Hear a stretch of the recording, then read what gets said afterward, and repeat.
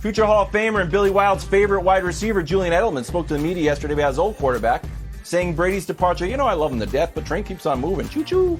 Edelman also spoke about his new QB and future MVP, saying Cam Newton is a specimen and he's got great energy. Nick, do you expect Julian Edelman, future Hall of Famer, to be just as good as Cam as he was with Brady? You have to stop with the future Hall of Famer. You must stop with it. It's a future Hall of Famer. In order to answer that question, though, I'm not going to have a Julian Edelman Hall of Fame debate today. I refuse to engage on it. For the audience's sake, I need to speak on their behalf that I agree with you, audience, yelling at your television. I cringe also every time someone says Julian Edelman, future Hall of Famer. Future Patriot Hall of Famer, maybe. Now, what type of impact is he going to have this season with Cam? Well, I think it is important to level set the amount of impact Edelman has had with Brady.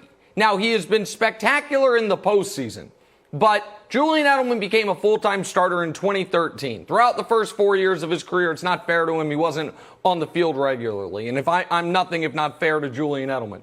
From 2013 to now, he's 33rd in the NFL in touchdown catches. To the little context, he has one less than Michael Crabtree, but he does have one more than Eric Decker, who retired 3 years ago. Oh, he's doing this. He's 16th. Here we go. This stat thing he does. He's 16th in receiving yards, which is, it's decent. It's not all pro level. There's only two things Edelman leads the NFL in as a receiver over the last handful of years, and that's PED suspensions and drunken disorderly arrests. That's it. Well, playoff yards maybe. I haven't looked those up.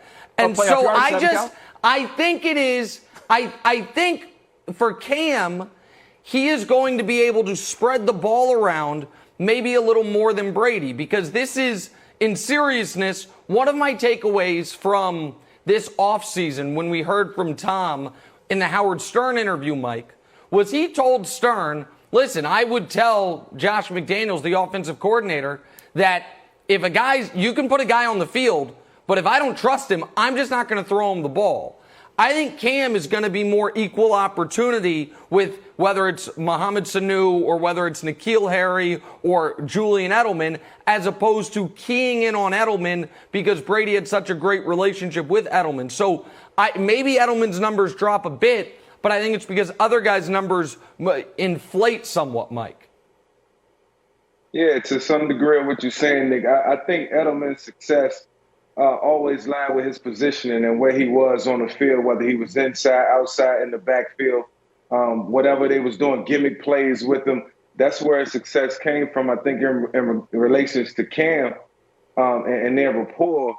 And having guys like Mohamed Sanu, I think it'll open up for Edelman more, allow him more opportunity to be the receiver that he's been over the last couple of years. And Edelman's he's not getting any younger, so he needs guys to compliment him. But I think the fact that him and Cam are working out together, they're having a lot of conversation, a lot of dialogue on what Edelman truly likes, and he's getting to know what Cam likes to do. So I think, this team has been able to have success, in the slot, at the slot position with Edelman for a long time. And I don't see that changing. And yes, they have lost Tom Brady, but they didn't lose Josh McDaniels, who knows how to use a guy like Edelman to be and complemented by guys like Sanu, and everybody else can fit in.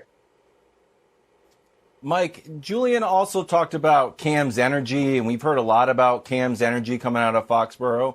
How important was it to you to bring a certain, for lack of a better term, like vibe to the room or to the whole environment? Because that's what people seem to be feeding off of that, but it seems also to be kind of a fuzzy concept. When you walked in where you're like, I'm Mike Vick, I need to project a certain energy to the team? Yeah, absolutely. And I was more of a laid-back kind of guy. I was also, vocal when I needed to be, and I was a leader in my own right. But Cam is the type of guy, he's 6'6". When he walks into the room, people gravitate to him. He has this infectious smile and a great attitude. And I can only imagine how he comes to work every day. Just the time I've spent around him, in the last couple of years, he's just been really full of energy. Like, he's a guy that, if he comes to work at 7 o'clock in the morning, he's going to come in there, music going to be playing. He's going to be speaking loud. He's going to be having a good time. And then, it's not a party, but at the same time, it's a great working environment. And it gives guys confidence and make guys want to come to work and make guys want to be around them. So, like I said, his personality is what sets him apart from a lot of other people. And, it's, like I said, it's infectious. And you know what? Who it would appear has set him apart from is Jarrett Stidham. My other big takeaway from some of these Edelman quotes is, no matter what some folks in the media have been trying, especially in the New England media, that don't write in Sharpie that Cam's going to be the week 1 starter, that this Stidham's been there longer, knows the playbook better.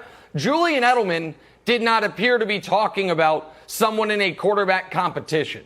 Julian Edelman did not appear to be talking about someone who he thought he might or might not be catching passes from. Wilds, it would, given the way what Mike talks about Cam kind of commanding the presence of a room, and also what you hear from your guy Edelman, it would seem to me from the outside that the Patriot players know who the best quarterback on the roster is at this point and who they expect to be the week 1 starter against Tua. Yeah, I think so. And at the same time, there was a lot of quotes coming out that, like, Hoyer said he's competing, and Cam said he competes every day, and Stidham has said, like, believes that he's in a competition. I think that's just, and Mike, tell me if I'm wrong, but I think that's the Patriot way, that, like, there's stories that, like, Belichick shows everybody an empty depth chart and says, you guys make the depth chart, I don't make the depth chart. I think, Nick, I'm gonna paraphrase something that you said, that you can't lie to the players, that the players know. No, Nick, you should just do it. Why, you're on the show. I shouldn't take your. I'll just ask you, Mike. Like I would imagine the players in practice know who the best guy is. You know what I mean? You can't lie to the players and what they're seeing on the practice field. They're going to be, as long as Cam's healthy, they're going to know immediately he's their best option at starting quarterback, right? Yeah, I think the guys look at Cam and they know his track record and they know, he's battle tested. He's won games. He's played in a Super Bowl. He's won playoff games. He's done all the things that a winning quarterback has been able to do. And, when you look at that, you look at a guy like Stidham, who has potential, who's been around the Patriot system, 1 year longer than Cam, it kind of stems to an advantage for Stidham. But, all in all, when guys are looking at, Superman himself, they're like, look, this guy's not here for no reason. He's here to start. He's here to play. And he's here to help us win games this season. So, it's tough, man. It's a tough situation for Cam to be in. It's a tough situation for Stidham. But at the end of the day, competition is always going to be there. Competition is healthy. It's good for everyone. And when guys watch the tape after practice, when guys, are watching the film, they're going to know, look, this is the guy. This guy should be, put in this position to help us win football games. Mike, I want to ask you about Edelman's old quarterback, Tom Brady. He debuted a new look, helmet with the visor. I thought it was just a great aesthetic look, but you're a visor guy. Oh. Does this just look good, or does it have an advantage too? Man, Tom Brady come out with the visor, game over, bro. If he come out, I'm saying, like, look, that look right there, I can only imagine TB12. He's already a machine within his own right. Yeah, I was the trendsetter. I started that whole trend throughout the National Football League and football in general.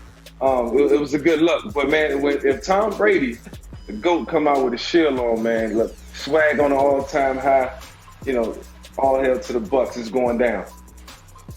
Jeez, you're big on the visor. We should have led with that, Nick. Yes, and that surprised me this morning.